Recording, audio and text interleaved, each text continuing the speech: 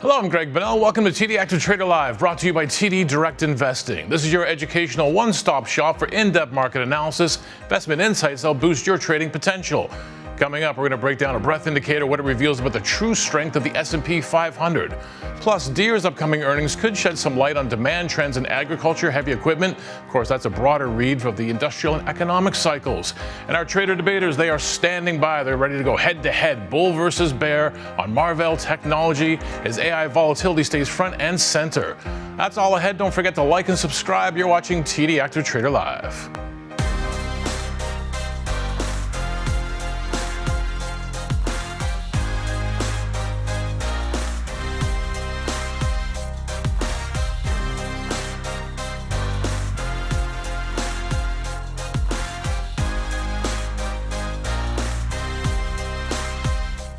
We're half an hour into the trading day. Let's check in on the S&P 500. Sort of struggling for direction and a bit flat right now.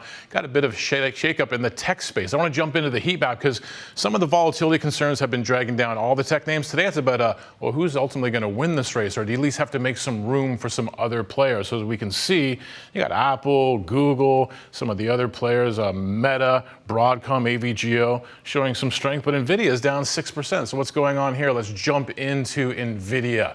It appears there's a report out there that Meta is going to use Google's AI chips. Of course, there are other people in the space now other than just NVIDIA. They've had the market pretty much themselves for quite some time now, but there are competitors. Google parent Alphabet is trading a bit higher on the news. It rallied 6% on Monday because it's had some winning plays over the last couple of days, including the new AI chatbot, Gemini 3. You got some powerful people. I think it was even the CEO of Salesforce saying that he prefers it to some of the competitors. So it's been a pretty good run for Alphabet and Google, but not so much for NVIDIA today. I want to show you a retailer that's really surprised the street. The stock is up more than 30% right now. You can see that big leap out of the open. This is Kohl's, the big department store, actually handing in better expected results for its third quarter. The market was expecting a modest loss, and what it got was a modest gain on the adjusted bottom line, also raising their forecast. They've got a new CEO. And in the end, the market seems to like the sound of it. Of course, the stock hasn't been doing well on a lot of these concerns, but sort of blew some of their naysayers out of the water today. And that's Kohl's, and that's your market update. All right, joining us now, our main combatants of the day. We got Brian Rogers, and we've got Jason Nadek from our Direct Investing Educational team. We also have special guests today joining us from the Wealth Contact Center, our live studio audience. They're going to keep us honest here. This is your chance. This is your moment of fame. Give a wave, a wink to the camera, a little bit of a nod. Then we're going to turn it back on these handsome gentlemen. All right, we got a lot to talk to, a lot to get through the show. What are you guys taking a look at, Brian? We are looking at Marvell. We'll start with you, Jay.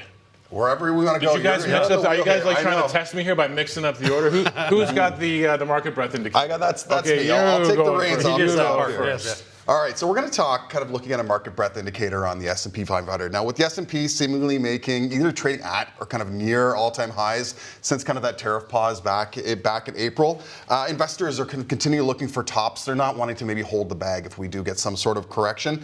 But hey, looking here, the index continues to chug along, even if maybe that's like the people on Main Street or maybe feel a little bit disconnected from the broader economy or even consumers at large. But right now, the S&P 500 itself is trading on average at a P of around 31 times, which is well above its kind of historical averages, which is normally around 15 to 16 times. But you know, that's not all necessarily a bad thing. But what we've got from other analysts out there in the market are saying investors they're maybe looking to starting to think about this not of an overvalued state, but this is kind of a new normal based on kind of new pricing normals, accelerated earnings and growth that are in the market. But to kind of looking and trying to give investors some ideas of how they can get a sense of maybe how the market's looking, if we've got kind of maybe momentum or steam kind of coming in or out of the market, is we can look at a 200-day moving average. Now, we oftentimes look at 200-day moving averages from a specific stock perspective to see how it's trending based on its kind of 1 year's worth of range. Well, we've got an indicator, and let's kind of jump into the chart. We've got an indicator that shows us kind of the stocks on the S&P 500 themselves, how many of them are trading over that specific 200-day moving average. We can see kind of that April timeframe that I mentioned earlier was really low. We've kind of bounced up towards the higher range. When we can see this, similar to like a resistance points that we might see on a stock chart, we can see that the most we're typically seeing is lately is around 65% of the companies that have been trading above that 200-day moving average. But we're starting to see kind of consolidating down towards that 50% level. What's that saying? Only half of the companies are trading over their 200-day average when we're thinking about kind of full bullish or bearish territory. And we'll kind of add an interesting wrinkle to this. What I want to do is add in I'm going to add a comparison of the S&P 500 index to kind of see it's actually running kind of counter to that. Many might think, why might that be? And that's obviously probably some of the weighting we've talked about NVIDIA on the show, very, very, very regularly. It makes up, along with many of the other Mag 7 companies, the weighting of that S&P 500 is showing that. But now that we can see, kind of some of the broader market kind of pulling back off of their highs and actually starting to trade, almost 50% trading below that average, we might be seeing some of the steam and some of the tailwinds kind of coming out of the market. So we could look to see if we get a little pullback coming back. But, times will tell, right? There's certainly not a crystal ball here. We're looking to read the signs as they continue to evolve. All right, keep reading those signs. You also have a Canadian name for us, New York listed. Barrick Mining's been in the news lately. Yeah, we're going to look at Barrick, and now certainly gold has been continuing to be a big time asset class, continue to push new highs off its all-time high here, but we're still continuing to kind of move along upwards. Let me bring this up here. Now, Barrick was certainly been in the news recently. We had they had a big disagreement with the government in Mali around one of their mines. So one of the things that we're still we had an informal agreement and negotiations started last week. Looks like they've got a handshake deal. Still waiting on signatures to kind of be put to paper. But the market has certainly reacted positively. Let me see if I can pronounce this right. This is the Luolo Guanco. A lot of pressure on live TV here to get these names right. But the mine is now back in company hands, including dropping all charges against Barrick employees and actually releasing 4 employees that were detained by the government. So positive signs in the market. Now, just to give you some sense of the scale of the mine that's coming back on 2024, they had 723,000 ounces were produced in this line, and they've got another 7.5 million recoverable ounces. So we're not talking small change with this mine that's out through 2037. So this is a big deal for them. And this is also on heels. Now, this isn't necessarily from a positive news, but we've got one of their activist investors is actually just very recently, one of their top 10 investors is been trying to kind of lead a campaign to potentially split the company and looking for efficiency in operations from a North American perspective and an African perspective. So we're waiting to see that kind of play out here. But let's jump to the chart so we can see where we're going on here. Let me bring up Barrick, and we can track to see the pricing that we've gone on. Much like gold has been on a rise up, and many of the gold miners have been on a rise up, Barrick has none the same. They've been outpaced a little bit by the broader sector themselves, but we can still see the kind of the steep inclines we've got. What we've got here with the steep inclines leading into October, it's kind of formed a bit of a flag pattern on this year. That's kind of what we'll notice here is we've got the flagpole with a very steep incline, followed by a bit of a consolidation, forming this flag type shape, which is, we're oftentimes seeing this come in a downwards fashion where the trend is consolidating, but the trend is continuing after we've broken outside of that consolidation and begin to kind of be continuing in that bullish pattern. So we've gapped up now above our 50-day and our 21-day moving average. So there's been some successive bullish signs in conjunction with the news that we've just talked about. So right now we're in firm price discovery mode from a Barrick perspective. So we'll see if the good news keeps on coming and the price can continue to follow the kind of goals there. So nice. Yeah. I think you got the pronunciation perfect. Oh, thank you. Yeah. There was a lot of pressure. Brian's an expert on all the dialects. You want me to start thinking about my taxes already. What's going on with you? Yeah, absolutely, Greg. So I was taking a look at Intuit software, company that a lot of people don't really know about until you open up, your TurboTax and you realize it's brought to you by Intuit, right? So it's a company that was just reported earnings, reported a few days ago on the 20th. I wanted to show the charts because there was a continuing wedge just coming up to the earnings, which usually means that that's going to be a potential return to the existing uptrend because it had been down quite a bit since in the summer. So if we're looking at the chart here, you can see I've got this laid out where we had this wedge. Usually you can see, actually I don't know if I have my pointer here, I'll grab that a little bit later, but if you can see right here on the right-hand side of the wedge, you can actually see that it has jumped above that line, which indicates usually it's going to be that return to the trend, but it hasn't done that yet. It's been a few days. It's only been a few days since earnings, but one of those ones that you can watch where is it going to return to, previous glory potentially, up and it was in around that $800 high mark in the summer, but now it seems to be sitting between that $640 and $670 range. So just watching right now, it's kind of near the low of that support at 640. If it dips below that, significantly, it may be something to watch as a short play or a put or something like that. If it goes above that resistance significantly, it could be a run up to potentially back to those higher prices. So that's why I was interested in watching that, because we are coming into tax season, which is going to be at the end of the year. We got to get through U.S. Thanksgiving season and the holiday season. Yeah, you don't want to think about it yet, right? Yeah. Don't be a It's on the horizon. That's what I'm doing this weekend. I'm going to get all my receipts together. Thanks for that, Brian. Thanks for that, guys. If you at home have a question for our team, here's how you can get in touch with us. Just email td.activetraderlive@td.com. And for more information about the Active Trader platform, scan that QR code on the bottom right-hand side of your screen. It's going to take you to our TD Active Trader Live website, where you can try out the platform risk-free. Just open a practice account by clicking on the Try TD Active Trader button. Then when you're ready to switch to a live account, you simply export that workspace and start trading for real. It is time now for the main event, trading, debating. The stock in the spotlight this week is Marvell Technology. It makes chips and hardware that power data centers, AI systems, and high-speed networks. Before we get going with the debate, gentlemen, just a reminder to our viewers that the securities and strategies discussed on our show are for educational purposes only and should not be considered investment advice or buy, sell, or hold recommendations.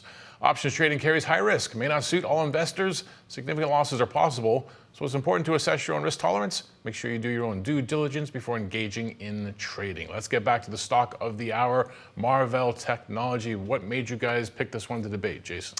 Hey, what's front and center? We talk about this almost every show is AI, right? Investors are always looking for other avenues into AI, and there's lots of chatter around that. And I don't want to say the B word, right? The AI bubble, right? That's been something that's been thrown around a lot. So, but this is just another player and give exposure and another insight into kind of what is top of mind for many investors. What intrigues you here, Brian, other than that you're filling in for Heron and you were told to debate Marvell Technology? You were ordered. Yes, I was just as well told, right? No, it was like Jason was saying, it's the AI. It's all about AI these days. That's what you're hearing about. But this isn't one of the big juggernauts, the $5 trillion company like NVIDIA. It's one of those more mid-cap companies that's involved in AI. So we thought it'd be really cool and interesting to look at something that supports that all those like hyperscalers, they call them. Yeah, it's definitely a conversation investors are having, right? They know that NVIDIA has this leadership. They know some of the competitors where some of the other plays. So it's going to be a good one. We're going to get the time on the clock. I got the bell to keep you honest. You get your 2.5 minutes each to make the case, then some time to counter. You draw from a hat, as always. And what did we get here? Brian got the bull case. Why don't you kick things off for us, Brian? Kick things off with the bull. All right, Greg, you're going to marvel at the 3 key points for Marvell Incorporated. Slick out of the gate. Did you like that? Lost already. Yeah. All right, well, so there's 3 things I like. I like to highlight really 3 common things. They have strong earnings and revenue growth. It seems to be like everyone in that particular industry. They're driven by AI demand. So sequential revenue is up 20%, and data center revenue is up a whopping 75% year over year. And for those of you who don't know what they do, they're not necessarily building chips. They're more infrastructure. I was researching and was told it's more like they're NVIDIA and AMD and those companies are the brains. They're creating the CPUs, the processing units and all that. And they're more like the nervous system, right? So everything that's getting through the whole data center is they're setting up that infrastructure. So, that's where they've had tons of earnings through that. Innovation and strategic wins in AI infrastructure. The big win is the multi-year collaboration with AWS, which do you know what that company is? It's Amazon, right? Web Services. Yeah, if you haven't heard of that, everybody's heard of AWS. And so there's a really long-term demand for that. They have a really strong support there. And then operational efficiency and margin strength. So gross margins have been awesome. They're probably one of the bigger ones in the industry of 60% plus in the infrastructure group. So among their peers, it's really high. In Q4 of 2025, they had an operating margin of about 33%. So gross margins of 60 and operating of 33. So really supporting growth there. If we jump into the charts, if we transition, that transitions nicely into the charts, is if we show on the screen, right, recently they had a moving average crossover. So a double moving average crossover. So that gold cross they would call it. You can see that on here where, they had a bit of a movement upwards. That was from their last earnings. The other one's coming up. So there's been a little bit of fluctuation since then. But if we look on top of that, there is also the kind of a consolidation right in here. So if you can see on what I've got highlighted in the yellow there is consolidation from previous highs where I think tariffs impacted all of them. You know, it impacted NVIDIA, AMD. These guys weren't unscathed by that as well. But you can see this consolidation, and you know, if we see that there's maybe a similar outcome right down here where I've got that gap, there's a drop in a gap right here that we usually always say, I know here and Jason say it all the time, gaps usually get filled in the chart. So you can see there was a dip down on their last earnings, and now they've kind of come back up to that previous level. So I think that may happen again. So there's the consolidation channel, and a move to a lower band could be something we see in the future. All right. There's your 2.5 minutes. What do you got for us, Jay? All right, let's get to it. So this Marvell actually happens to be on a short list of AI companies that are down year to date, if you can actually believe that. Massive price drops, delayed events, you know, that's a big thing, and declining revenue growth over the years. All right, but I've got 3 key points here as well that I want to make, and I've been following your pattern. They're heavily exposed, right? They've got a very small number of clients that they supply all of their chips and their hardware to. So, and all of this revenue growth is coming from those few clients. So if they get any sort of delays in their orders, any sort of cutback in funding, that's going to be a significant kind of detriment to their bottom line. And one of the things that I found really interesting was many of their orders that Marvell has are largely non-binding. So companies can walk away. And we take one of their big, you brought up Amazon. Amazon has just signed a 5-year deal with them, and guess what? Amazon's also developing their own chips, their own technology, their own hardware, so they're able to just walk out the door and use their own things. Next, Marvell has shifted. We talked about hardware to application-specific integrated circuits, or ASICs as they're called. Might sound impressive, but those margins that you were speaking about, these are actually lower on these there. They're heavily dependent on R&D, and they're less predictable revenues because they're making specific products for specific instances as opposed to something more general. And lastly here is where they're doing a lot of their manufacturing and their foundries. They're in really geopolitical sensitive areas. We're talking Taiwan and China, heavy export controls. We just don't know the way this is going to go, so that could really impact Marvell and its bottom line. All right, moving into the chart, I wanted to start with something a little bit broader. I've got a comparison graph on the chart for 4 of their key competitors. We've got, let me see here, we've got Microchip, NXP Semiconductors, ON Semiconductors, and STM Microelectronics. Guess who's at the bottom of this list? Marvell is showing year-to-date lowest on this list. Your money might be better spent elsewhere. But let's move ourselves into the chart. Looking for patterns, always on chart. One thing that's jumping out to me here from a charting perspective is, guess what's happened on their earnings? We've had 3 successive earnings have showed gap downs on their chart. Do we have another one in the offering that we might have some telltale signs that another downward move could be coming, pushing the stock price even lower? One of those signs happens to be this is one that I look for on charts all the time. We're talking a double top. So we have 2 successive peaks follow, that are here, and we can see that they've done that. In addition to the peaks that we've seen, we're seeing that the price has now recently crossed below both a 21-day and a 50-day moving average. So we've got near-term price weakness showing there. The bell's coming. I'll save a little bit for more after. Save a little bit. Are you saved by the bell? No, not quite. Not quite. All right, so that was very polite, wasn't it, studio audience? I mean, they each allowed the other guy to talk and have their say. Now they get to mix it up. They get to counter where they don't have to be so polite. Still hard for 2 gentlemen not to be polite, but go at it, boys. You got 3 minutes to take each other apart. Well, Jay had that chart showing, if they're at the bottom, there is this idea in AI right now, the rising tide raises all ships. And I know there's been a bit of a blip in AI recently, but I think that's going to come back around. I think there's been that little scare on is AI slowing down. And this is a company that is, as I said, that infrastructure. The companies need that infrastructure, and there's speed. There's a massive speed to get these data centers going. And they have the experience. They have the actual expertise in that area. So they call it the stack. They have the interconnect, switching, workload. There's the infrastructure that they have. And they're manager just actually recently on their last earnings said they are going to very significantly exceed AI revenue target in fiscal year 2026. So I think that's a big proponent of the fact that, I think they are going to get raised with those others in the market. That very well might be true. That could be a hope and a prayer into the future. But what they haven't done is demonstrated those results, those abilities to generate regular incomes. One of the things I've noticed here is that there's been a series of successive years where they've got negative net income. 2021 through 2025 is all been a negative perspective. So that's big to see. And then also from a stock price perspective, I know DeepSeek was a big player here, but Marvell had their worst trading day in 24 years, and they've they've not yet been able to recover those pricing pressures that they've been able to, or sort of those previous prices. Now I said I left a little on the table from a charting perspective. I want to make it quickly go back to it. It's another bearish signal that we're seeing here. This we've got as a megaphone that's showing. It's showing that we've got widening pricing. We've got more pricing ranges, which is showing pricing instability. If we can get a gap down, what we'll see is that we've got a potential and opportunity. Not only we're down below where we were earlier in the year, we've got room to go and fill in that gap all the way where we were back at the end of the Q3 earnings that happened 3 months ago. Yeah, it'll be a story of we'll see what happens with earnings, because I know that's going to be a big thing that comes out, where the market's going to react. When I mentioned earlier margins, so if we're talking about margins, they had amazing margins, right, recently, that in the industry themselves. They actually, through R&D, they have a ton of cash. They had $1.68 billion cash flow in the last quarter, and with R&D, they actually dropped their R&D as a percentage of revenue from 38% down to 26%. So they're going to have scale. They're going to have economies of scale that's going to drive that up, drive those margins even further.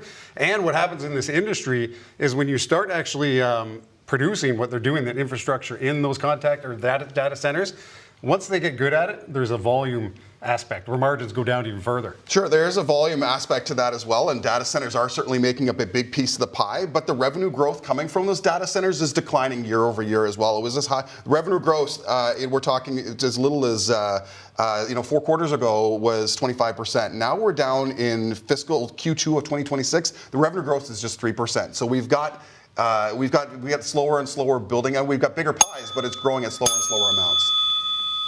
All right, nicely done. Well, the first time I hit it, I sort of dampened it, and I realized I had to get it humming for you guys. Nicely done. Of course, we want to jump into the platform. We're going to talk about option strategies. Why don't you take it away first, Brian, with the possible bull option strategy here? Yeah, so on the bull option strategy, I'm taking a look at just basically a naked call, or a naked put, sorry. We're going to look at selling a put. There's premiums that are pretty high because there's a lot of volatility coming up to earnings. So if I go onto the chart, this is, if you can see right now, I've got an uptrend that I'm expecting. Actually, I have NVIDIA even laid out over top of this, just to show, there was kind of an interesting way to look at that, where it's following that trend. NVIDIA had the recent dip as well, where I think there was the scare about AI. But the reason I'm looking at just doing a put is if we can show in here, I'll show on the chart what the put trade looks like. Oh, I got to just stretch this out a little bit. There we go. There's our kind of money, our cash flow here that we can take a look at. I got to take off NVIDIA here first, because I think that might be messing up the chart a little bit. There we go. So I was looking at selling a $75 put, and we're going to be doing that roughly around $5. So you'd be making $500 right off the bat. And I think one of my lines got lost here for some reason. I don't know what happened to it, but we had, if it does drop, I put in a line there, if it does drop down to about 70, that's my break-even point. So really, you always ask about the risk, Greg. You said naked put, right? Yeah. So what's the risk here with a naked Well, there put? is a huge risk in the fact that, you could lose whatever your strike price is at 75. It could lose that whole amount. It's about a 75% probability of staying out of the money. So there's about a 25% probability at the moment that it could drop below my 75 strike, because it is out of the money at the moment already. I'm hoping it doesn't drop too far. That's my hope. I don't have anything protecting it. But really, I could get down around the $70 range, and I'd be breaking even, and then anything kind of below that is where I'm at a loss. So I think that's where it has been for a while. If you look at around its 200-day moving average, is getting around to that $70 mark. So I think it'll have some support there and bounce off of that. But if it does go way below that from earnings, then I may have a potential large loss. Well, that's the risk. What's the appeal? Why put on a naked put? Well, the appeal on that is that, if I did do anything that was protecting it, if I bought another put that had lower strike, I'm going to have a lot lower premium that I'm going to receive, right? So it might be like $200 or $100. So I'm getting that extra premium, that $500, for taking the additional risk on that downside. This could be an opportunity too. For somebody that is bullish, this could be somebody's gateway into stock ownership too, right? If you do get a sign and it comes down, you've taken in premium to kind of lower your entry position, and then you've got the stock for whatever that long term, if that is your expectation. And then you can consider like wheel strategy on long term to selling calls against the stock. You may buy it at a little bit of a loss, but that's the risk you're taking with the put. Look at that cooperation. They were just combatants a couple moments ago, and now they're supporting each other. Right? So different option strategies. All right, so how could a bear possibly play it, Jay? All right, so the way I've kind of drawn this up is we could think about generating some income off of the earnings event. Now, the strategy that we've got on the screen is an iron condor. It's not especially a bearish strategy, but it was done with a purpose to kind of allow me to collect or the investor who might be thinking about doing the trade to collect additional premiums, so you can increase your break-even points and you can increase the credits that are coming into your account. So let's kind of jump into the chart here. So we've already kind of talked about the double top pattern and where the stock has demonstrated that it's kind of resisted going above. Now, yes, we certainly haven't confirmed our double breaking out down below, but we're still appear to be trading in a pretty tight range there over a near-term period. So this particular strategy is effectively selling two credit spreads. So here we're selling a bearish credit spread on top with calls, and then we've got a bullish put spread on the bottom, taking on credit on both sides of things. Max, but our goal for this, and this is very short time frame here, and that's one of the nice things about selling the options. I'm not giving much time for this trade to kind of go against me. It's only through the end of next week, so taking me through the earnings event. Ideally looking to find some volatility crush out of earnings, which is when you're a seller of options, when volatility decreases, your premiums are coming down, so it allows you to manage and close your trades, hopefully at less cost. So that's something to look for here, but we're making max gain. In this particular case, when I did the trade, the credit in on this was $2.45. Because I've been able to take credit on both my call spread on the top and my put spread on the bottom, I've increased that credit, but it's also, coming back to the spot around max gain here is the credit taking in. Max loss is if it moves too much in either direction. So that's always going to be the width of one spread. Each of these trades happen to be $5 wide spreads. I've got 92, 97 on the top on the calls and 78, 73 on the bottom. Being that I've doubled up my credit because there's the two spreads, it's kind of playing the loss on the other side and minimizing that too. So I've got 245 coming in. Max loss is going to be the difference between that and $5, so 255 on the other side. So if it moves too much in either direction, that's the risk that the trader would be taking on. All right, interesting possible strategies there. Thanks for taking us through that, gentlemen, and thanks for laying out the bull and bear cases for Marvell Technology. Just a reminder to our viewers that this debate was for educational purposes, does not reflect our personal opinions about the stock. Now, before we move on, Brian is going to show us how to use the scan tool. Yeah, absolutely. So if we jump right into the screen share here, Greg, the scan tool, it's called screen as well in the active trader. I think interchangeably we always say scan or screen. So you can call it the screener tool as well. I have up here right now an option screen, but I want to show just something a little bit simpler before I do that. And if you click on this screener icon, this triangle right below the word screener, you can see there's a number of built-in screens. There's like a top 10 active NASDAQ, top 10 active New York Stock Exchange, et cetera. So those are available. But what we wanted to look at is just as a custom screen. One of the ones that actually I use, and I know Jason uses quite a bit, he was talking earlier about that 200-day moving average. So if I click on here, if I click the scan button, this is actually just a quick screen I did where I intersected with the S&P 500. And if I wanted to see quickly stocks over a certain volume that I've added in and that are over their 200-day moving average, I'm getting around a 63 result of 63 particular stocks on the S&P 500. You could narrow it down even further to other criteria, say, maybe return on equity or some other fundamental stuff, or even other technicals, but that's just a really simple screen you could do. And then for the option trader, we were just talking about our option trades. If you wanted to add a screen, this is one we look at quite often, is to see, hey, is there some stocks that maybe have potential put options that I want to take a look at? I think it's just running right now, but you can take a look at some of the criteria. I could have maybe implied volatility if I want it between a range like 40 to 150%, or I have a percentage out of the money, or a certain volume or probability out of the money. All those things are like criteria you can put on for options. Just be careful and make sure you're actually requesting the result, because it's confusing where you can choose a stock result or an option result, etc. But if you're choosing all options, it's going to kick back for you. And there's not that many today for what my criteria are showing, but it's driven down to where I've got 7 results. So AMD, NVIDIA, and a couple others that are fitting what I'm looking for from a short put perspective. Helps narrow the criteria and narrow the focus. All right, thanks for that, Brian. If you at home have a question about TD Active Trader, the platform, or the show, and there's a stock you want to see our debaters go head-to-head on, send an email to td.activetraderlive@td.com. For more information about the Active Trader platform, scan that QR code on the bottom right-hand side of your screen.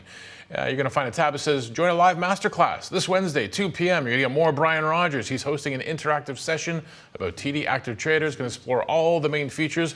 Brian, look, you are doing this, right? You look surprised for a second. Okay, explore all the main features as to offer. Registration is required and open now. Thanks for telling me, Greg. I was just surprised that Jason was impressed. Oh.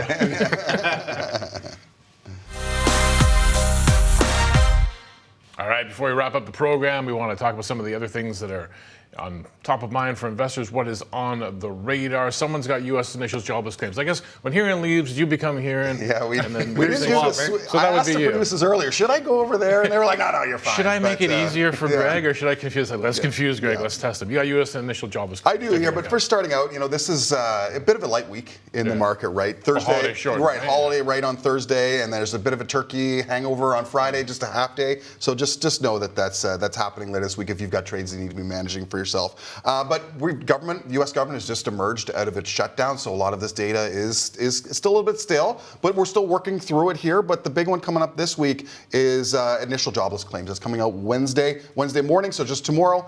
Expecting anywhere from like 220 to 227,000 initial claims, so that'll be something really to keep an eye on. Next thing is coming up. It's not this week. It's actually a couple weeks out, but is the speculation never really stops around rate cuts, right? So there's all sorts of many of the Fed members have been out speaking, so lots of good stuff to dive in there. But right now, there's been 2 consecutive rate cuts right now, but with kind of leading into the meeting, the odds of rate cut has actually increased. It was 40% earlier in the month. It's actually jumped all the way up to 79%. So we might be in line for a third straight rate cut coming up at 25 points there. So interesting to see. But if we want to move kind of back into the market, you kind of teased it off the top of the show. Mighty machines. We're looking at big machines here. So we're looking at John Deere, and we've talked a lot about AI and AI companies. The headline that caught my eye was not necessarily investing perspective, but John Deere actually had. They had an AI story. They did have an AI story. They had to actually come out and actually refute an AI-generated video, a bit of a deep fake that they're exiting the Canadian business altogether, and that's not true based on what they've. Now, mind you, they have exited Canada from a manufacturing perspective. Back in 2009 was when their last plant closed here, but actually 75% of their manufacturing does actually take place in the U.S. And agriculture is big business here. We're talking about big machinery, big price tags. $23 billion is what we're talking about from these ag machines, and Deere controls a big percentage. We're talking 60% market share. That's quite a big number. What we're talking about here. Now, analysts are expecting a bit of a mixed bag when we're thinking about their earnings that's coming up Wednesday before the bell.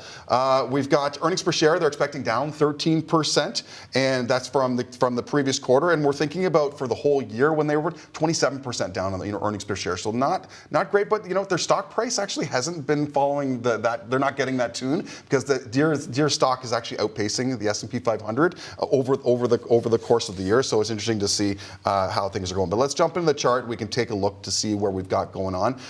One of the things that noticing to me here is that we certainly were in a downward trading pattern out of kind of off their highs. We did kind of dip down and like towards the 430 range, but that price has been kind of moving up in a pretty tight channel. As we move into earnings, one of the things we're seeing here is that it's testing up against that gap that happened from the last earnings period. So, and we happen to be at the very tippy top. I have that's a technical term there, the tippy top of the trend range that we've got going on there. So with positive news, there won't be a lot of near-term resistance at the top. So we might be able to get ourselves back towards that $500 level. That's in sight. But if with negative news coming out, we could be back towards the 460 range. That's kind of on the lower end of the expected pricing range heading into earnings. Someone created all these technical phrases to begin with. So your contribution to the technicians might be the tippy top indicator. There we go. I'm going to run with it. Indicator. I don't go to the mall much to my wife's chagrin, because I don't like to go to the mall and go shopping. Five Below. I only know from their tagline: trendy, fun, and affordable finds. What's going on here? Greg, I've been there way too many times. I have 2 kids, and I live close to the border as well, so we go over quite often. It's one of those stores I actually love and hate at the same time because they drag me there. Because everything's $5 and lower, so it's in their price range for sure.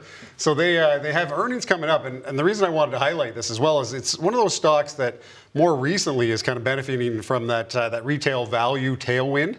So I think you guys did Dollar Tree a little while ago. That was a stock you guys looked at before, and it's that trend where there are a lot of people that are skeptical about the economy and things like that, or that mindset that maybe I want to save some money. So especially coming into Christmas, they actually are known as the treasure hunt shopping experience. So see what you can find that's below $5 or above $1, that kind of thing in that range. But if we take a look at the charts, you can see on here there's my attempt to draw these tailwinds. We had a couple gap down and then it gapped right back up, where I think it's the favorable news on tariffs and things like that. more recently. And then you can see there's a price trend I've drawn where it's coming back to the high side of the price trend just before earnings. So we'll see what happens with earnings. And then the other line I drew here as well is the 200-day moving average. So that could be a potential support if there is a major miss. But I think they are expecting, they are doing fairly well from what their guidance has been so far. But the other thing that's interesting from a charting perspective is there's just this continuation, like a symmetrical continuation triangle, and the price is already broken out of that just before earnings.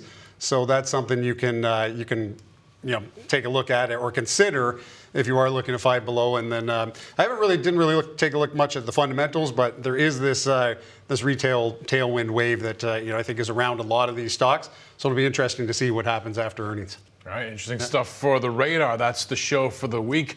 As always, investors should perform their own due diligence before engaging in trading. Before we go, though, I want to thank our audience. This is the DI Wealth Contact Center quarterly top performers from Ottawa. I got that right? All right, thanks so much for joining us. Hope you enjoyed the program. We're not going to have a show on Thursday. That's the U.S. markets. They'll be closed for American Thanksgiving. We'll be back on next Tuesday at 10 a.m. Eastern Time, debating something I'm always the last to know. Thanks for watching. It keeps it fresh, right? Yeah, I got to think of what am I debating?